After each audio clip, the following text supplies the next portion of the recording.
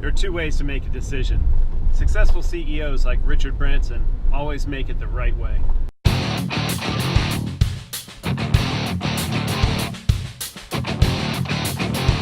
So have you figured out the two ways to make decisions yet?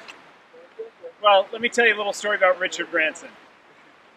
In 1972, he wanted to start Virgin Records, and he knew to be taken seriously, he'd need a studio.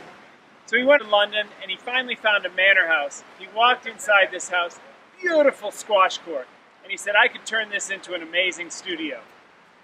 On the spot, he signed a contract for the house. He only had about 10% of what the house cost, but that didn't stop him from signing a contract. That's one way to make a decision. The second way to make a decision is the way the AOL Time Warner executives made it. They made one of the worst business disasters in history. When they merged the two companies, it could have been spectacular.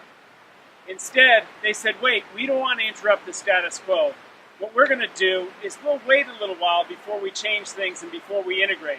They were afraid of change. And you know what happened? The worst business write-off in history. $99 billion loss to the shareholders. They killed a tremendous amount of value. So those are two very different ways to make decisions. One is a fear-based decision making.